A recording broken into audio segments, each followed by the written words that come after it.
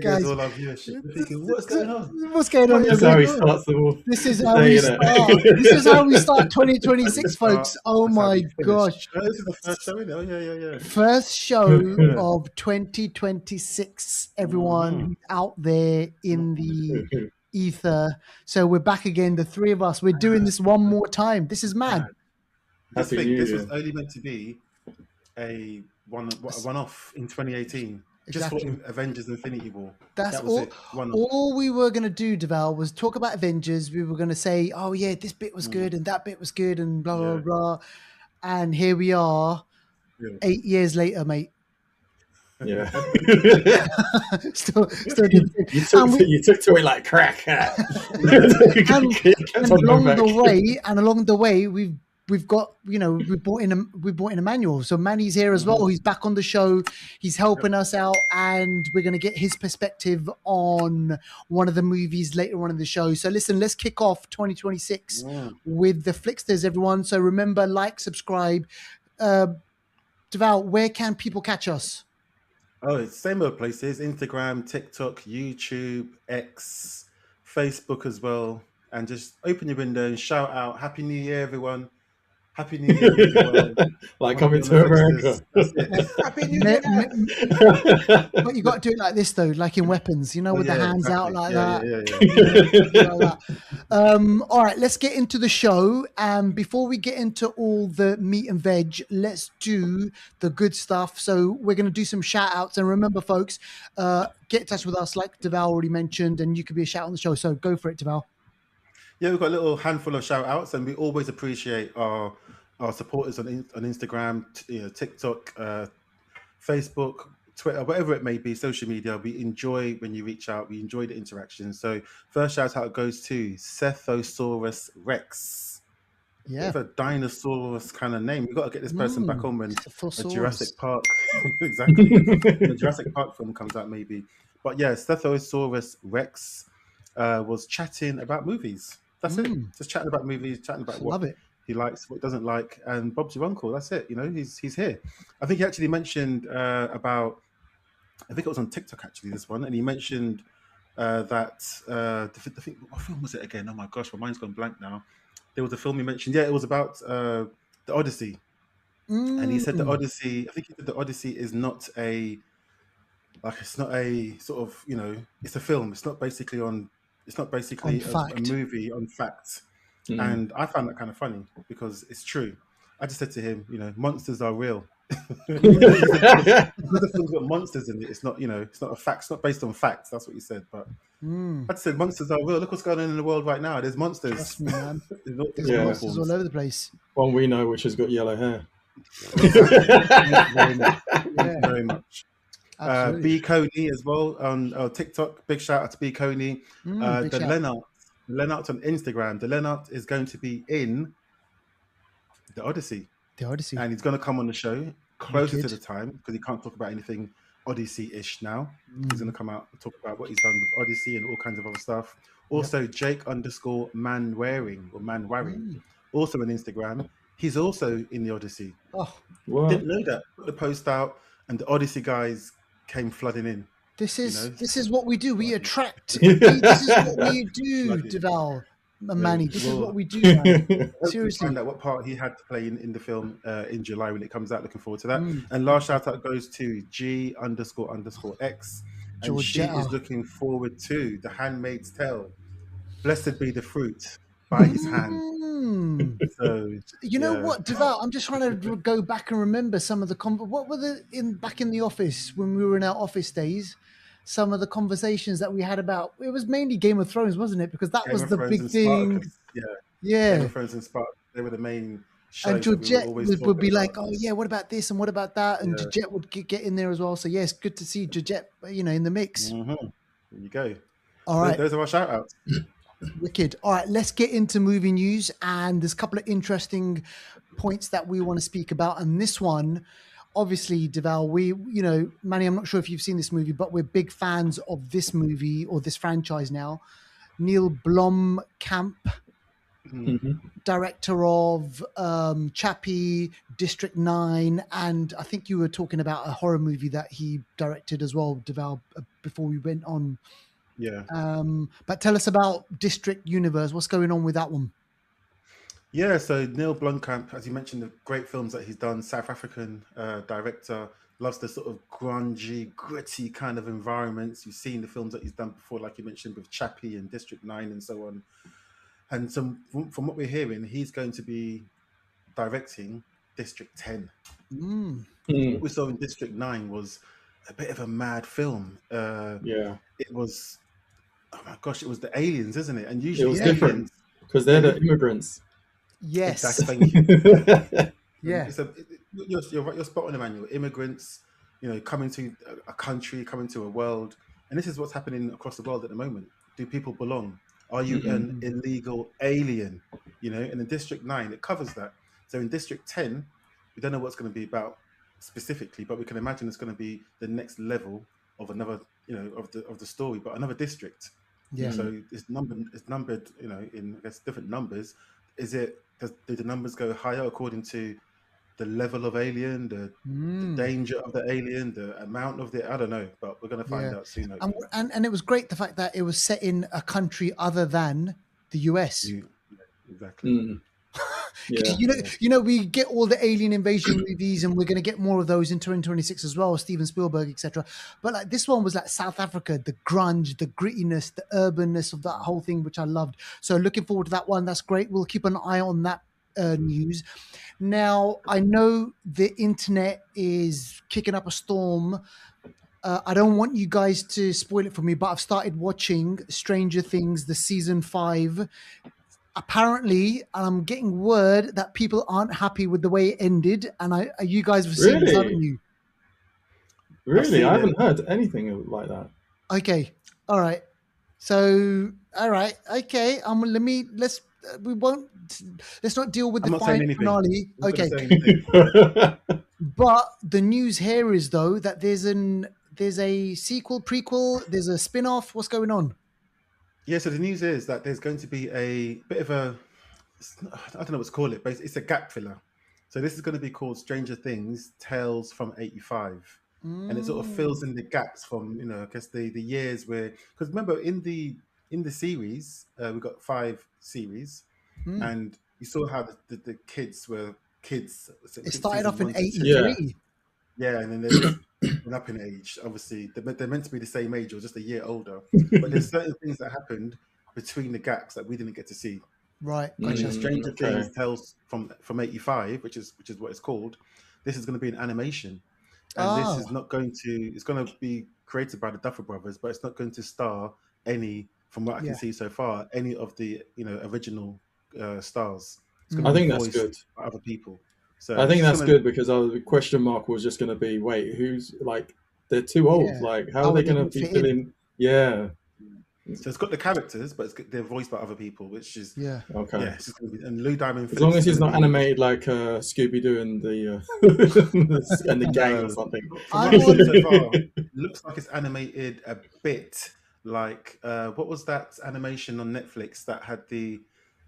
Oh man, mine's gone blank now. Not Castlevania or anything. No, it's like Level 6. No, the one where it's got the lady and Carbon. It's got the lady in it, and then she had a little sister, and they were Alita. fighting against. No, I know the one he's talking about. It's the one. Yeah. It's the one with the sister with the blue hair, and then that's the one. The older one was the one. Arcane. A bit like right. Arcane. Okay, yeah, Arcane. Animated a bit like that. So it looks interesting. Okay. It's coming out later on 2026. So I'm on episode 4, and how many are there in total? There's about 9 episodes, right? 8 episodes. Sorry, can you guys hear the noise on that side? Jesus. So I'm on, and all I kept thinking about was I'm looking at these characters. I'm like, they look massive. These guys, like the kid from the first one, Will, the one who got taken first, and now, oh man, it just... You know who the odd one out was for me? The one who, to me, he's the one who plays like Dr. Jones. The gummy guy. He's got no teeth. Yes. Oh, okay. Yeah, he just looks like the odd one to me because everyone else grew, and apart from him. Yeah. I know. He's actually got a condition. You know that? Yeah. He's actually got a condition that affects his growth, affects some of his teeth, his bone structure.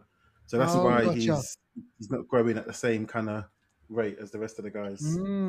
Yeah, interesting. All right, okay. Well, look, we keep an eye on that one, and obviously, I'm pretty sure there's going to be big Stranger Things coming out of Netflix in the years to come in the future. But let's move on a bit now. Mad Max. We reviewed Mad Max way back in 2018 or whatever it was, whenever that one came out, and then more recently we watched Mad Max Furiosa. Was it Furiosa? Yes. Yeah, Anya Taylor-Joy. So that was kind of a bit of a prequel to the Mad Max story, and now we're getting another one. So tell us about this. Yeah, so this one's going to be titled Mad Max: The Wasteland, and so far it's all we're guaranteed is basically going to be Tom Hardy as Max, Gotcha. And it's written and directed by George Miller. So far, that's what we know. The sequel will be like a year before the opening of Fury Road. But according to like the storyboarder or concept designer Mark Sexton, it's gonna be bleak. So things ain't gonna be looking good for Max or the characters in this one. Yeah, it's so funny because one of the Mad Max movies was on TV over here, and I was like, "Oh, let me just watch a bit of it," and it was just the acting in it is just mad. And that was it a 79 one or something? Yeah, it was a 79. One of the older ones? Yeah, it was the Mel Gibson one, and like they've got obviously the chase scenes and everything. Like they filmed this in the 70s and 80s and without CGI and just practical effects and everything. All that's brilliant. But even just going back and watching some of the craziness of the actors, they're like mad. And imagine that wasteland of a type of an environment where shit goes down. I think we mentioned this on the podcast like a while ago, where Tom Hardy and Charlize Theron, they fell out big time. Did they? Yeah, whilst they made Mad Max Fury Road, they were at each other's throats. And if you might notice it in the actual movie, the scenes where they're supposed to be angry with each other, they really are angry with each other. And I just thought that adds a kind of a bit of a dynamic to the whole kind of acting thing. Hopefully it was therapeutic. Yeah, apparently Tom Hardy isn't always easy. Like kind of the easiest one to get along with. Hard by name. You know what I'm saying? All right, let's move on. Now, this is one that people have been waiting for years and years and years. This is a Will Smith movie, and when it came out, it was great. It was a remake of another movie from back in the day, starring Charlton Heston. I remember that one. I watched it actually, The Amiga Man. But this is called I Am Legend. And what's coming on here? They're just going for I Am Legend 2. Yeah, so this one's going to be called I Am Legend 2 so far.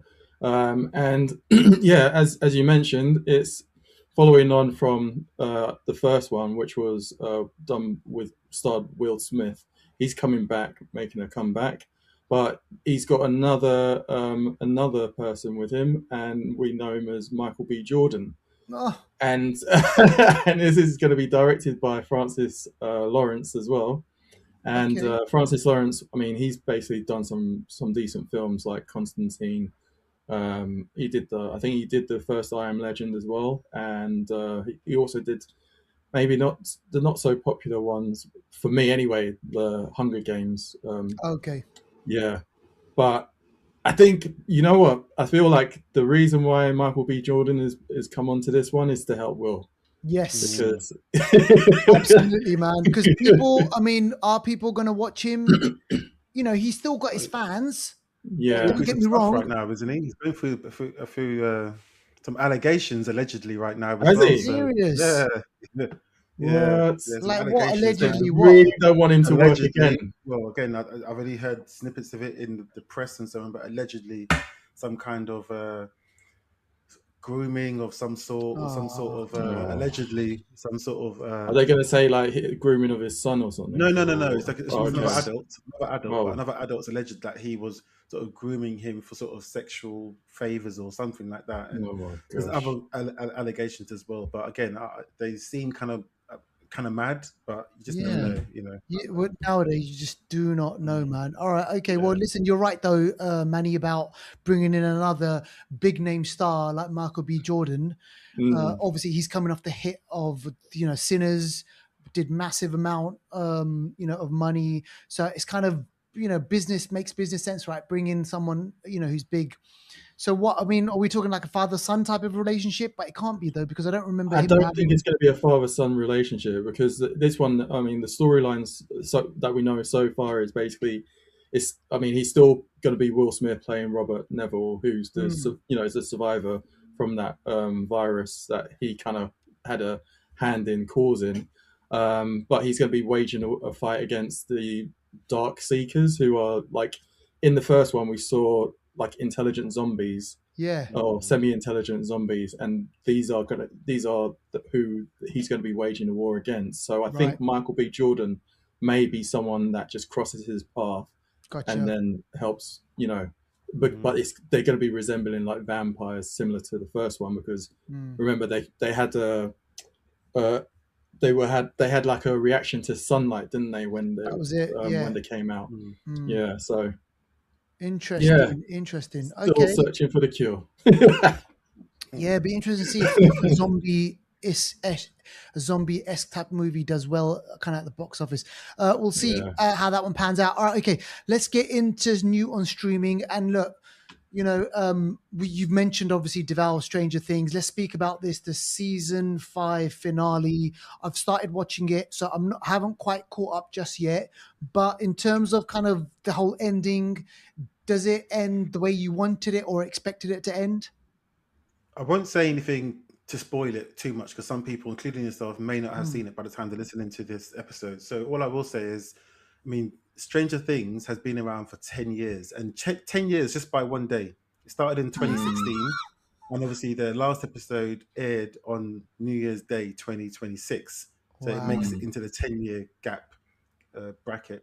But this show, when you think about shows that have had a cultural impact, some people think, Stranger Things, they might not rank it high on the list, but when you think about when it first came out, the feel that you got, this 1980s show, these young sort of boys like Goonies and so on, the music, it had a massive cultural impact, not just the viewing figures.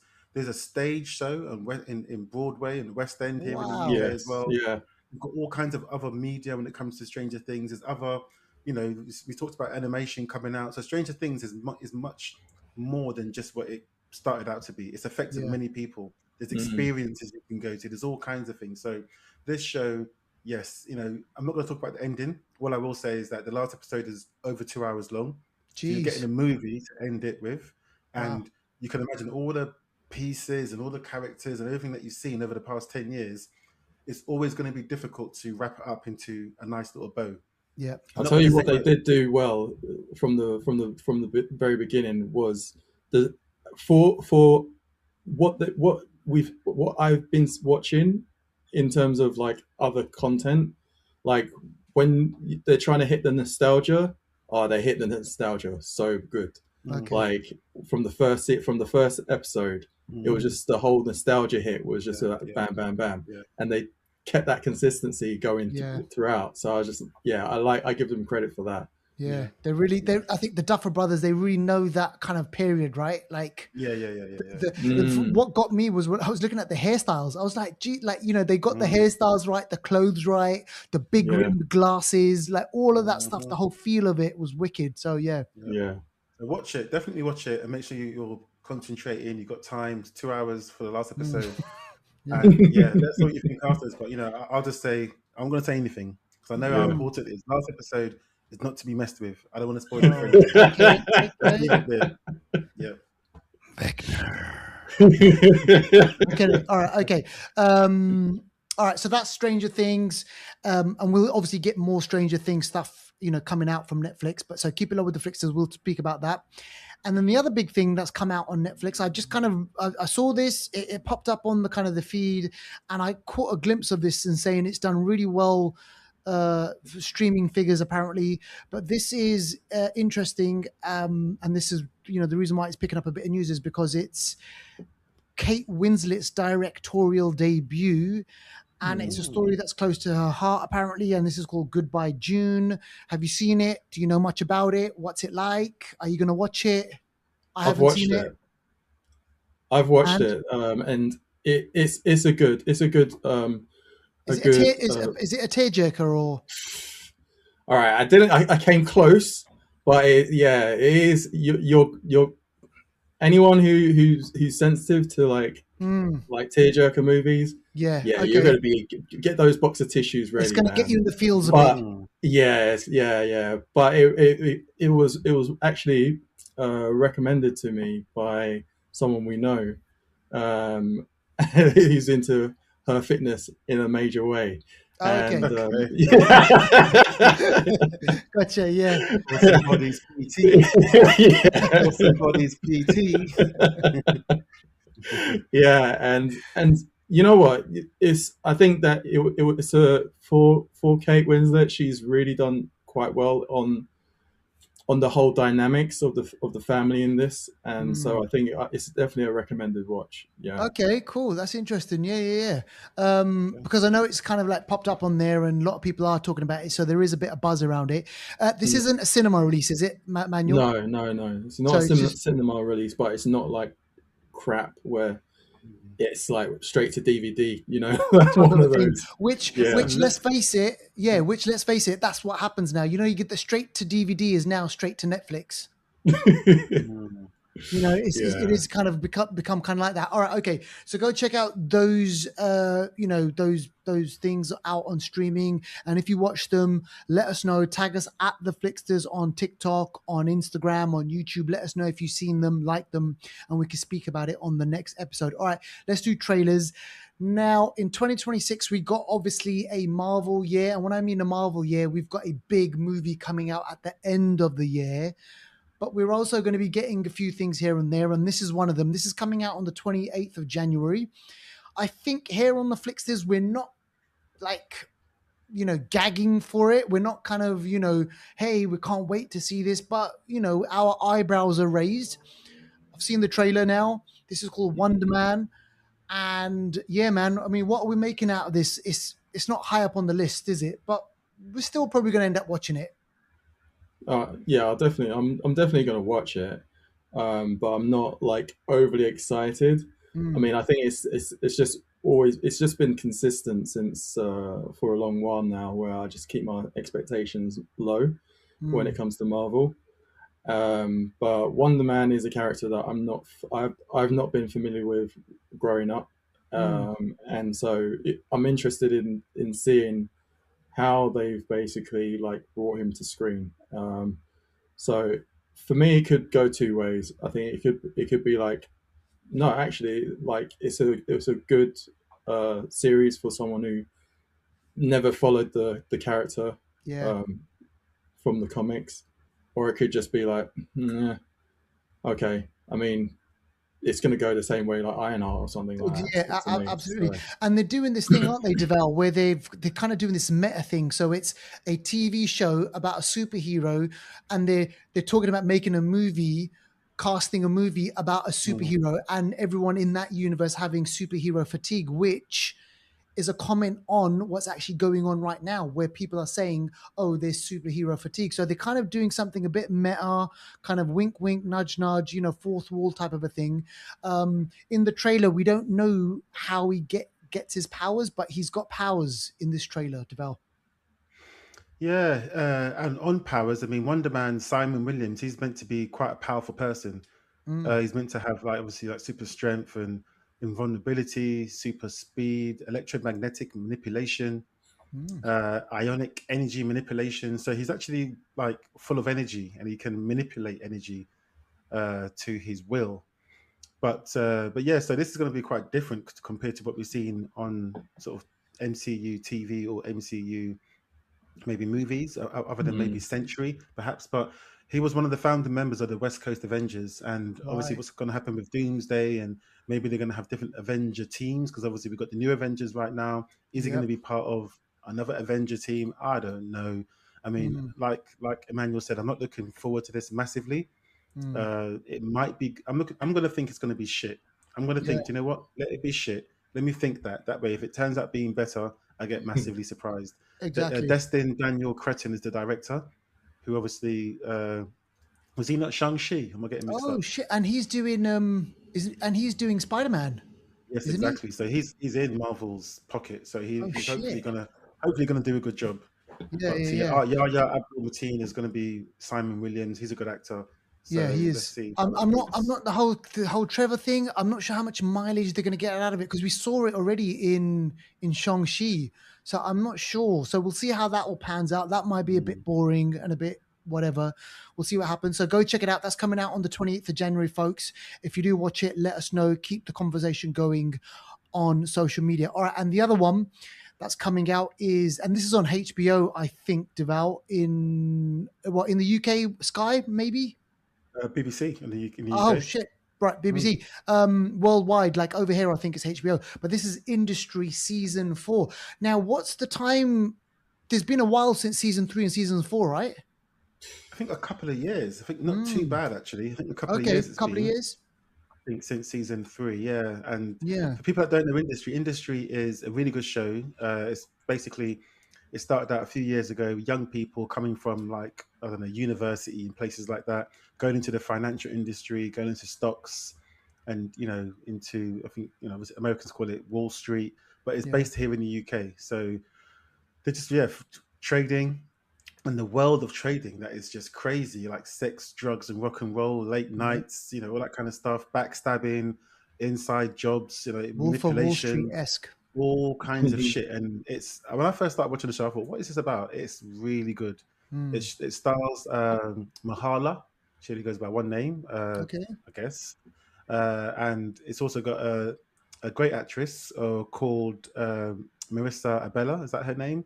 And she starred in the Amy Winehouse film that we saw sort of semi recently. But Mahala's been in stuff recently. We saw her in a film with it starred Black Mirror. She's been in Black Mirror recently. And we saw her with Ethan Hawke in that Netflix movie Leave the World Behind. Yeah, she was in Swiped as well. Yes, been in Swiped, really good. So we've got a really good cast. The sort of cast that come through a bit like how Game of Thrones came through. They were all young, maybe not so household named kind of people, and then they end up being household names. So. And also, it's got Kit Harington's in this. Who's Jon Snow? Jon Snow. He came up in season 3, I think, and he's in season 4 as well. Season 4 is also going to have the strange kind of guy from the Handmaid's Tale. The one that was with the other one that's always smoking. It's always like, and it was with Elizabeth Moss. He was sleeping with her. He was like the bodyguard kind of driver. Oh, okay, yeah. But yeah, he's in it anyway. But yeah, so just watch this. This is going to be good. HBO, BBC, and iPlayer. Definitely watch. Yeah, watch Industry. Go check it out. All right, go check out that trailer. All right, let's move on to Anniversary Corner. And the one that we've plucked out for you is one that some of the millennials and that they might not even know about this one, or they're probably born when this one came out. This is from 2006. And this is Snakes on a Plane.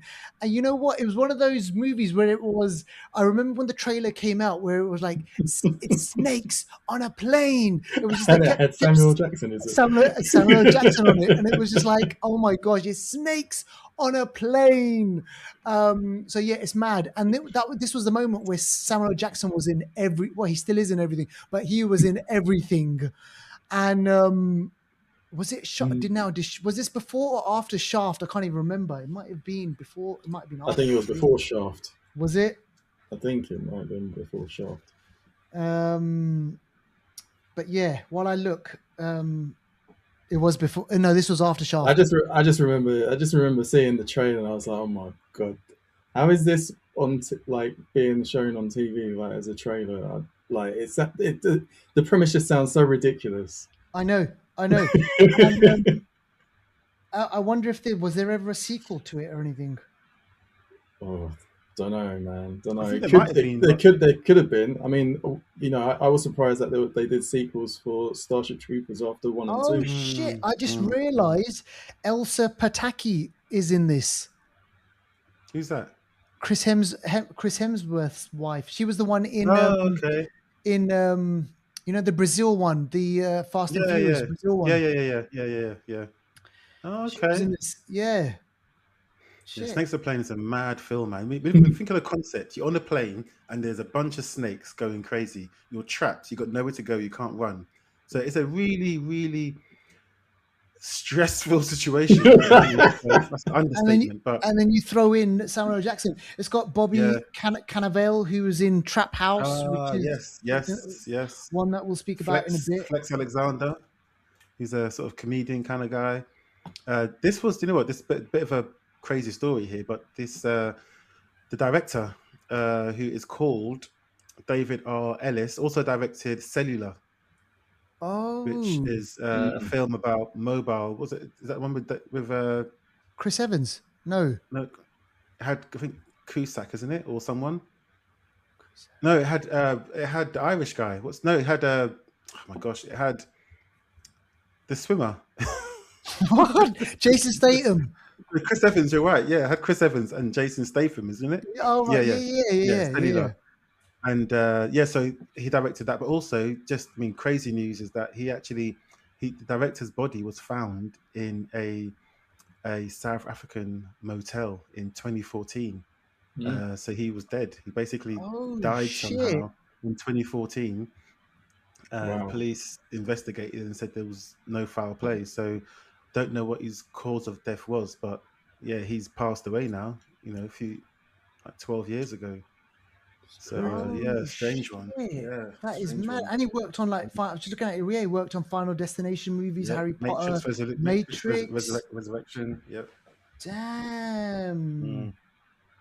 So yeah, crazy one. Snakes on the Plane, crazy. Man. Crazy. And that kind of, the reason why we've chosen that one, because it ties in with one of the movies that we're going to be speaking about in our main film reviews. But before we get to that one, I want to hear from you fellas about The Housemaid. So a lot of people are speaking about this. This is a Sydney Sweeney and I always forget her, the other one's name. Amanda Seyfried. Seyfried.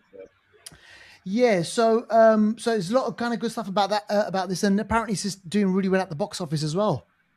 Yeah, not bad.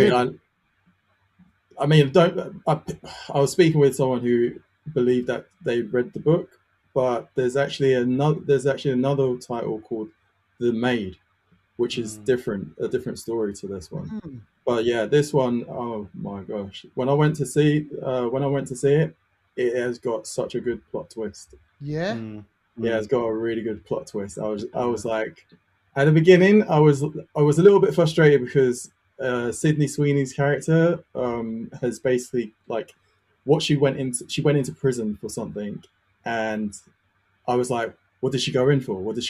Like, are you not going to tell me? kind of thing. But they saved that so nicely towards like a critical part in the movie, and I was just like, oh my gosh. And then it all starts to unfold, and I was like, oh my gosh, this is actually really good. Really well done how they unveiled everything afterwards, because it was one of those ones where it's one of them ones where do you remember being like in a situation where the story's been told by one perspective, and then everyone jumps on that perspective, but you're the one who actually knows the real truth, and your voice there's no point in you actually speaking about your point of view and the real truth, because the narrative has already been spread where everyone believes one thing. And this is what was so good about this particular movie. And I was just like, wow. Yeah, it's decent. I mean, I went into the cinema to see this just randomly thinking, let me just go and watch a different film. And I think I'd seen the trailer briefly, didn't know much about it. Yeah. And so the Housemaid literally tells you what it's about. It's about a housemaid, obviously by Sydney Sweeney, and she is the housemaid for Amanda Seyfried, and Brandon Skellner. He actually reminded me of Captain America a little bit. Yes, I've seen him before the movie. Yeah, in this film he had his vest on, like, because maybe as I am, but I'm not as buff as him. But he's popping out of his vest, and I thought, you know what? He wouldn't be a bad Captain America. Yeah, deep voice as well. He's got that American kind of Captain American look, I should say. But either way, yeah. So Sydney Sweeney is the housemaid for them, the Winchesters. They're a rich family. They've got one kid, and she's uber down and wealthy. out. Yeah, mad crazy, wealthy. They've got one kid, one daughter who's about, I think, 9 or 10, and Amanda Seyfried has hired her to come in and just do housemaid stuff, clean up, cook now and again, take the kid to school and stuff like that now and again. And bit by bit, you kind of sense that there's something going on. Amanda Seyfried's character is erratic. She seems like a really nice lady, but then now and again she's up and down. Yeah, she's like really happy and really angry. She'll just come in and be like, and like that kitchen one. Sounds like Punisher. Around. Yeah, she'll throw the plates around, smash the plates. Oh, you lost this, or we misplaced this, and and Sydney Sweeney's like, oh, I didn't do anything, and the husband's always there to try and mop things up. Say, oh, you know what? It's okay. Don't worry about it. He just comes in and calmly mops things up, and bit by bit, you kind of see the dynamic change. So then they kind of, Sydney Sweeney and the husband start getting closer. Right. Yeah. Sydney Sweeney being Sydney Sweeney. You know what? That bit reminded me of the story, the article about David Beckham, and exactly. So they get it. They get it on. That's the answer. Yeah. The answer is don't hire a hot nanny. No.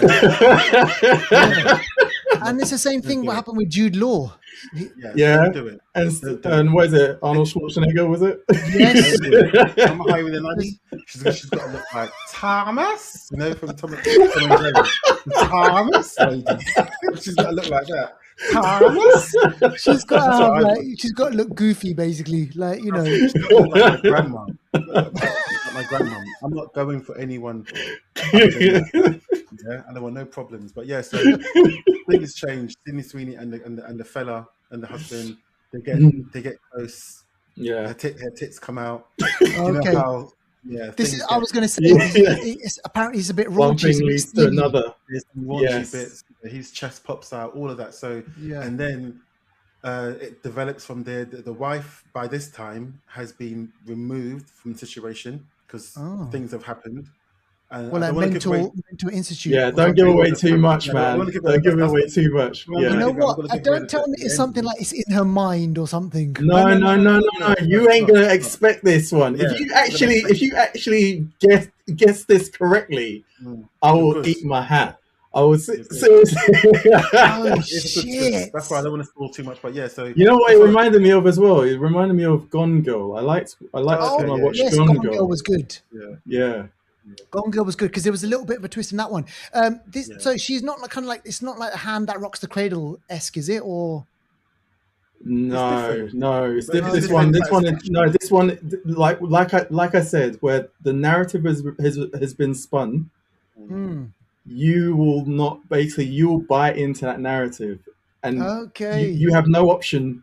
But you will have no option basically. Yeah, you'll have no option. Even you as a watcher watching this movie, you have bought into that narrative. Yeah, it just flips it. But again, we're not going to spoil it. It's worth watching. It is slightly longer than maybe it should be. The film is just over 2 hours. I think it doesn't need to be that long. No. But it is what it is. But for them scenes that. Imagine if there's an uncut version somewhere. So far, for what I can see, and this might be slightly delayed, but the box office so far worldwide is $77 million. That's what I heard. I think it cost maybe about half that to make, I believe, or even less than half of that to make. Okay. So it's done well so far. Yeah. So yeah. That's. I was just doing whilst you guys were kind of talking about that, and that was great, by the way. So it's based off of a novel. And have you noticed they they do a lot of these novels? They obviously film big companies, Hollywood, they buy up the rights to these novels, they turn them into movies, and usually what happens is because they've got this built-in fan base, they kind of generally do well. They've done it. That's why I said at the beginning. Yeah, go on, finish. No, go on. Yeah, that's why I said at the beginning, don't get it mixed up with the other novel, because there is another novel called The Maid. Right. So there's I wouldn't be surprised if some people, maybe females, are seeing the title and be like, "Oh, I've read the book." Yeah, I know what happens in it. Yeah. So just on this, Paul Feig, the director. Yes, we've seen him. He's done a lot of other stuff. So much stuff. He said he was uncomfortable, or the most uncomfortable person during the nude scenes, the sex scenes. Oh, why is that? He said, I don't know. Maybe he's just saying it because he has to say it. I don't think it was uncomfortable at all. I'm sure he made them film it about 8 times. Yeah, he's like, cut. Oh yeah, we need another take. Paul Feig, he's the one who did. Do you remember A Simple Favor? Oh, was it him? Yeah, he did A Simple Favor. That makes sense. No, that makes sense. Okay, yeah, okay. It has that little bit of a feel. Yeah, and Simple Favor starred Blake Lively. She was in this movie where it was a massive big hit where she marries this Italian guy and then he turns out to be abusive. Do you remember that one? Yeah, that's when I had the court. They had the controversy afterwards. Yeah, about like not nice working conditions or something. That's something like or he was or something. She was insensitive, wasn't it? Or she was. Is that the one where she was accused of being insensitive to the actual? And then she was. And then the other actor. So there was a kind of like a whole big case between her and the co-star. So they took each other to court. But the other actor in that movie is in this movie, the one that you guys are speaking about. Oh, okay. The Chris Hemsworth. Okay. Chris Hemsworth. Yeah, that's it. It ends with us. Oh, so he was in that film as well. Oh yeah, Brandon Sklel. I could never say his name. Sklelna. Yeah. Apparently, so the novel has sequels. So have they ended this in a way in which there could be a sequel? No. Yes, but there shouldn't be. I think they you reckon? I thought the way they ended it, like there wouldn't be a sequel. Yeah, the books. So there's a sequel. It's called The Housemaid Secret. Okay. And then there's a third one called The Housemaid is Watching. As long as she's housemaiding, there can be sequels. Yes, hold on. Actually, I remember what the bit you're talking about at the very end when she goes to the other. Okay. Oh, so that means you know what? There probably will be a sequel. Yeah. Because if it's done well, they're gonna. Why not? I don't know, man. I don't think they can pull off the same thing in the sequel. In the sequel, though, what they did in this one was really good. You know, having said that, I watched A Simple Favor. I thought it was decent, and then they released A Simple Favor Part 2. It was terrible. It was really bad. Like, you know, so maybe you might be onto something there. All right, okay. So that is The Housemaid, and that was released at the tail end of last year, wasn't it? Yeah, December. Yeah, December.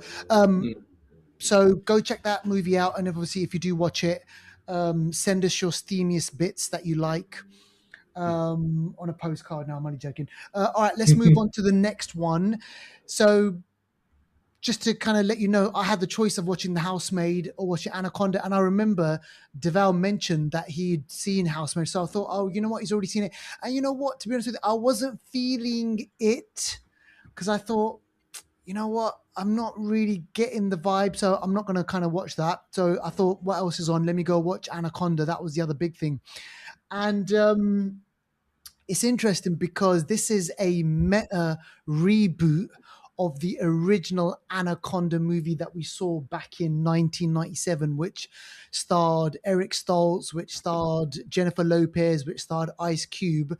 And obviously I'd seen the trailer, I saw it like about a month ago. And I thought, look, this is going to be stupid. This is going to be like shitty CGI. The plot line is going to be really, really thin. But you know what? I just want to watch something dumb. It might be a laugh. Exactly. It might be a laugh. So I went into it, watched it a couple of days ago, 9:30 showing. It was myself and probably like about 5 other people in there. And no joke, man, I was the loudest one laughing in the cinema. Is it? I was the loudest one. Because you know what? Deval and Manny is so stupid that you just can't help yourself but laugh. Yeah. And you know what? The plot is just really, really silly, right? So, okay. So Jack Black, he wanted to be a film director since he was a kid. He has his mates, Paul Rudd, aka Ant-Man. We've got Tandiwe Newton, who's the best mate, and Steve Zane. They're all mates, and as when they were kids, they all used to make kind of these homemade movies, and they had a dream to get into Hollywood. Paul Rudd's character, he does actually end up becoming an actor, and he goes to Hollywood, but he's not successful, he's not famous, and he's getting fired from jobs left, right, and center. And then at some point they all meet up. They're all doing kind of jobs that they're not happy with. There's stuff going on, and it's that usual trope where, my life's not great. What am I doing with my life? And hey, I know, why don't we go out and make a movie? And the way that they start making the movie, the way that they do it is Paul Rudd, he gets the film rights to the Anaconda movie. He gets the film rights. Oh, the movie exists in the movie. The movie exists in the franchise, right? Okay. So it's all kind of all meta. It's all very, very meta, where they start talking about this scene, they start talking about that scene. He's got the film rights. He's like, hey, this is my gift. This is what I want us to do. Why don't the 4 of us go out to the Amazon jungle and do a reboot of the 1997 movie? The storyline sounds very similar to Be Kind Rewind, which was like I think that was 2008, where it's like these. I don't know whether either of you remember it. No, I don't. These guys basically remake blockbusters that. They remake the blockbusters.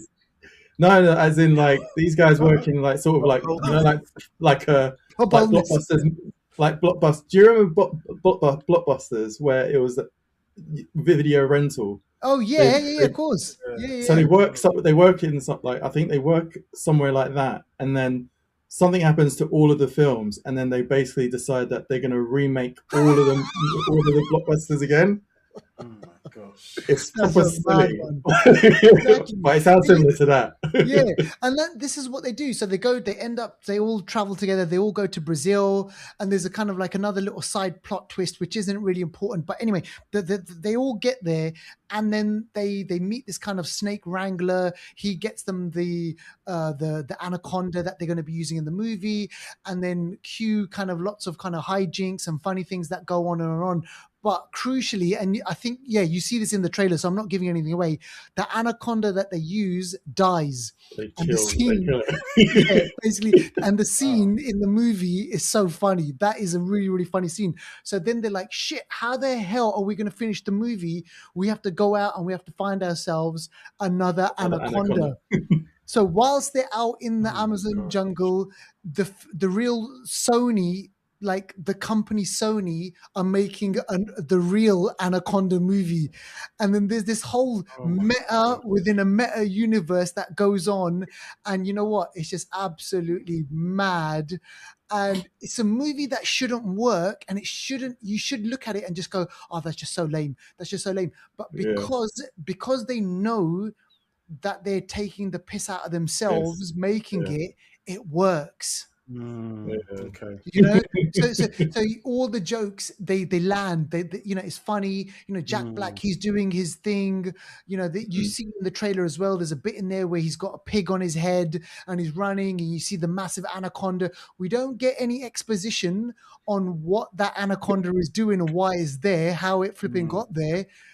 And then, there's a whole big sequence at the end as well. They have to try and get it. And obviously, I'm not going to spoil the ending, but, it ends the way that you expect it to end. It sounds like when someone tells one of those jokes and it's so stupid, you actually laugh. Yeah, exactly. It's absolutely one of those things. And you know what? I don't know what the box office is at the moment, but I mean, they could go on and make another one. If you're going to get a free ticket, Emmanuel, if you're going to get one of your vouchers, definitely. I don't obviously spend an hour and a half. Yes, really quick movie. I went in and I was just like, this is perfect. You don't want a long movie. Okay. You know, hour and a half job. You watch it for the laughs, the stupidity, and watch it for kind of, the ending and everything. And Bob's your uncle. You're in and out. What's the rating? You know what? I don't think it's there's only like one. It's 12A or something like that. Okay, probably 12A in the UK. So let me see the budget. I mean, look. I mean, according to Wikipedia, it's already made its money back on the budget. Okay, that's it says here worldwide $65 million. There you go. So on a budget of 45 million. Okay, there you go. Yeah, so that's all right then. Okay. And I wonder if they'll do a sequel. Who knows? But yeah, I think you guys probably might enjoy it when it comes out on streaming. Okay. Which it will do. Right. But yeah, so Out of the Housemaid, I mean, that sounds interesting. So you know what? I mean, I could just go back and watch that. Who knows? But yeah, man, for me, Anaconda was my movie of the week. Okay. All right. My Anaconda. My Anaconda. Mate, you get that in spades. That happens a lot over there. All right. Okay. So, folks, that is the end of this week's episode. Keep it low with the Flixters. We've got more movies coming up on next week's show. Movies like Trap House, movies like The Great Flood. Maybe even might go throw in a review of Primate. That might go check that out in the cinema. That's coming out for me in a few days' time. But yeah, there's other movies coming out. And what else have we got coming up in January, guys? January's looking all right. Marty Supreme. That's out. Yes. We've got 28 Years Later, Bone Temple. Coming out very soon. Yeah, we've got We Bury the Dead. The one with Ridley Daisy Ridley. Well, I hope they do. That's out soon. Return to Silent Hill is out in a couple of weeks in January. Yes. That's pretty interesting. So there's quite a few. We've got Game of Thrones starting up pretty soon as well in the next couple of weeks. Is it in January? Oh, you know the House of the Seven. Is it a House of Dragons or something? No, that's the series. Must be the other one. The tall, Duncan the Tall, whatever it's Duncan called. The Tall one. Yeah, it must be that one first, I think. Yeah. So January's going to be pretty packed out. Okay. It's looking all right. It's looking all right. So listen, folks, we'll be there. We will be watching these movies and TV shows, and we'll be reviewing them. So keep it low with the Flixters, and we'll see you on the next one. All right. Peace out.